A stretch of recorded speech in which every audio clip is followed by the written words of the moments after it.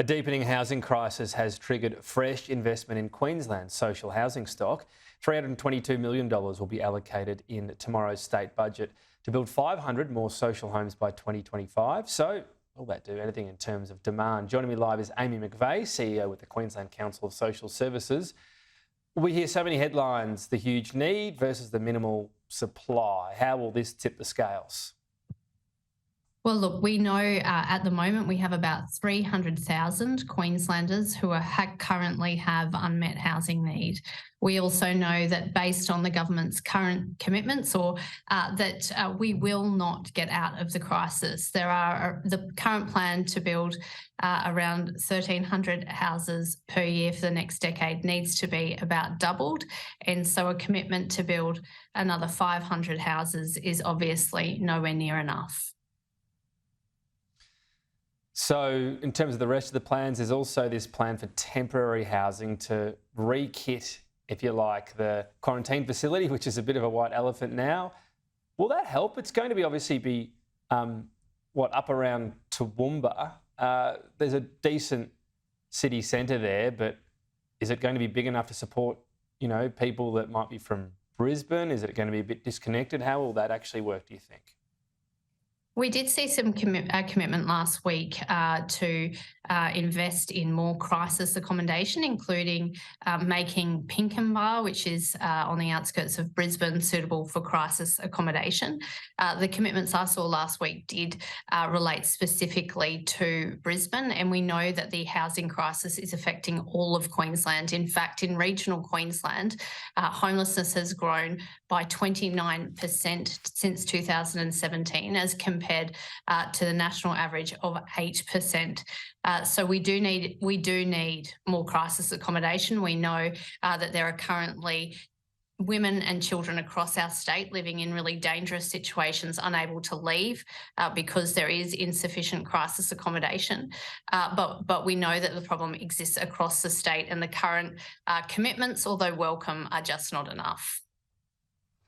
So that's the short-term aspect. What about affordable? Because so much of the conversation lately has been around how much governments are tipping into social housing, and that matters. We need some social housing.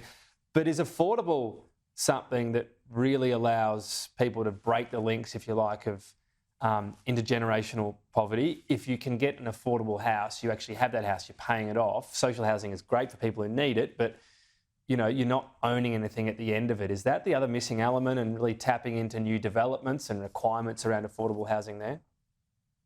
Look, I think you're pointing to something really important there, and that is the need for a comprehensive plan to address the housing crisis, to meet the needs of all of those hundreds of thousands of Queenslanders who currently have unmet housing need. And as you correctly point out, not all of those people will need social housing. They need good policy settings, investment in the right places to make sure that we're actually increasing supply across the state, not just of affordable housing, but also, not just of social housing, but also of affordable housing.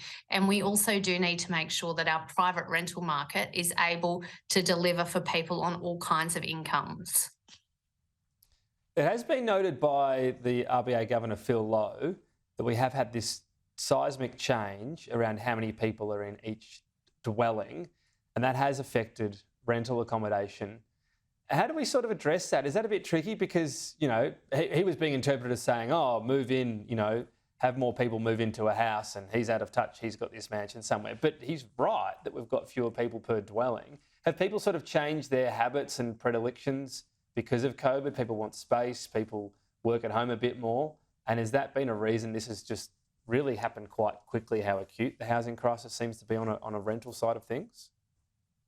All of us know that in the last few years we've lived through some pretty significant disruptions that have affected the way that people use housing, and that there's also been disruptions in the building and construction industry. But these are short-term pressures on a housing system that has had trouble for some time.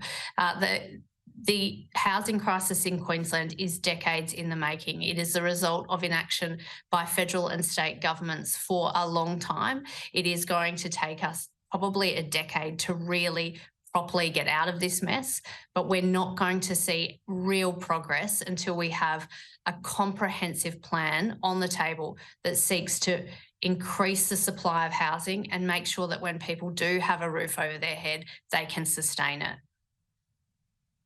Aimee McVeigh, appreciate your time today. Thank you. Thank you.